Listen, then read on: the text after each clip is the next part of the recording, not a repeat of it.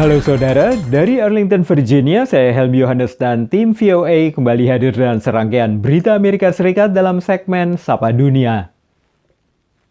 Saudara, para pejabat kesehatan Amerika memperingatkan Labor Day atau Hari Buruh di Amerika Senin ini bisa menjadi sarana penularan COVID akibat padatnya kerumunan orang yang menikmati akhir pekan panjang. Hingga minggu pagi, sudah lebih dari 188.000 orang meninggal dunia akibat COVID di Amerika. Dan angka itu bisa melonjak lagi apabila warga tidak menerapkan protokol kesehatan saat berlibur. Saat Amerika merayakan liburan Labor Day, para ahli kesehatan mengingatkan warga agar tetap waspada. Ahli penyakit menular Dr. Anthony Fauci mengingatkan kaum muda untuk memakai masker, menjaga jarak, menghindari kerumunan, dan lebih baik melakukan kegiatan di luar dibanding di dalam ruangan.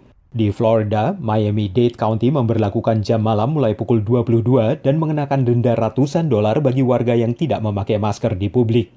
Tapi kerumunan seperti ini masih terjadi di bar dekat Universitas South Carolina dan tidak ada yang tampak memakai masker. Pejabat setempat prihatin dan universitas menyebut hal ini mengecewakan. Universitas South Carolina adalah satu di antara setidaknya 9 universitas di Amerika yang menghadapi lebih dari 1.000 kasus COVID yang terkonfirmasi. Pusat Pengendalian dan Pencegahan Penyakit CDC memprediksi korban jiwa akibat COVID di Amerika bisa mencapai 410.000 orang pada awal 2021, sehingga pembuatan vaksin menjadi hal yang sangat mendesak. Amerika Serikat akan menggelar pemilu 2 bulan lagi, dan meski yang tampak menonjol adalah pemilihan presiden, tapi ada juga pemilihan legislatif untuk memperebutkan 35 dari 100 kursi di Senat Amerika. Persaingan ketat di sejumlah negara bagian akan menentukan apakah Partai Republik bisa mempertahankan mayoritas di Senat. Pasca konvensi Partai Republik di Charlotte, North Carolina, kontestasi politik di negara bagian ini baru saja dimulai. Carl Cunningham, anggota Senat negara bagian North Carolina dari Partai Demokrat, adalah salah satu penantang petahana di Senat AS, Thom Tillis dari Partai Republik. Kombinasi antara daerah pedalaman, kota, dan daerah hunian pinggir kota, North Carolina adalah indikator ideal untuk membaca suhu politik AS. North Carolina is very much a microcosm of the nation as a whole because our state is very bitterly divided. It's that last sliver of persuadable voters that could flip from one side to the other that really makes North Carolina as competitive as any place else in the country. Virus corona juga jadi isu penting di Iowa, di mana Senator Partai Republik Johnny Ernest dukungannya hanya berselisih tipis dengan penantang Demokrat Theresa Greenfield. Menurut analis, di tengah pandemi, isu nasional akan lebih berperan dalam menentukan pemilihan Senat pada musim pemilu kali ini. We're waiting to see how folks either defend the president in his handling of the coronavirus pandemic or whether they're trying to distance themselves a little bit, and that'll depend on how much it's impacted the state.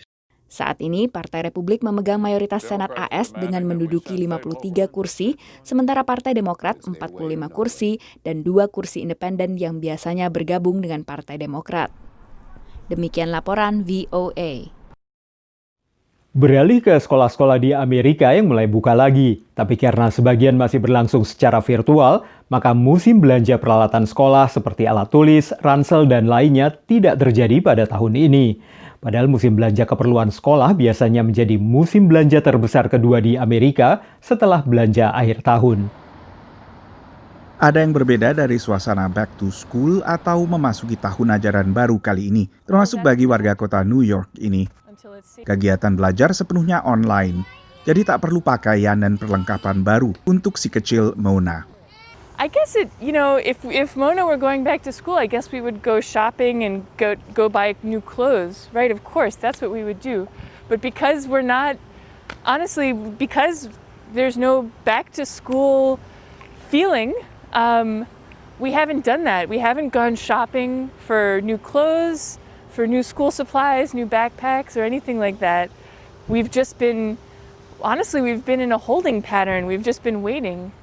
Orang tua pun akhirnya harus berperan ganda karena bekerja dari rumah sambil memantau kegiatan belajar anak. Tapi bila baju formal dan tas ransel tak banyak diburu kali ini, banyak orang tua kini melirik baju rumahan.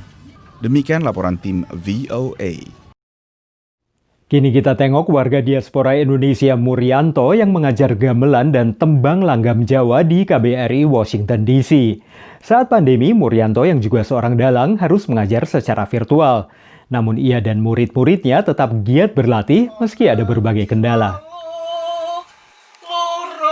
Dari depan layar komputer di ruang tamu apartemen ini, Pak Murianto mengajar nembang lagu-lagu Jawa kepada murid-muridnya setiap hari Senin dan Kamis malam. Kadang ada gangguan teknis, seperti suara terputus atau gambar video yang tiba-tiba hilang. Dengan adanya teknik Zoom ini memang baru pertama kali ini. Ya, saya kira di Amerika mungkin saya baru mulai untuk Zoom khususnya vokal. Mungkin kalau yang lain-lain ada Zoom wayang kulit juga ada. Program menyanyi langgam Jawa ini diadakan oleh Atase Pendidikan dan Kebudayaan Indonesia di Amerika. Sebelum pandemi COVID-19, Murianto mengajar gamelan dan nembang Jawa di Kedutaan Besar RI di Washington DC. Nicole Chong sudah cukup lama belajar nembang dan gamelan dengan Murianto. This online class is a really good starting point just to get familiar with the notes and some of the pronunciations and Selain warga Amerika, beberapa warga Indonesia di Amerika juga ikut kelas nembang virtual ini. Ya, kalau saya enakan langsung. Karena kalau lewat Zoom, aku lebih kurang paham ya. Menurut aku suatu yang baik, Mas Pri, karena nggak ada jalan lain lagi. Gimana ya? Ya namanya lama ya, nggak ke Indonesia. Jadi rasa kangen itu sedikit hilang gitu loh, Mas.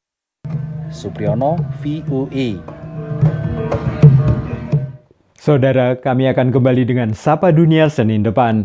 Terima kasih atas perhatian Anda. Dari Arlington, Virginia, saya Helmi Yohanes dan tim VOA.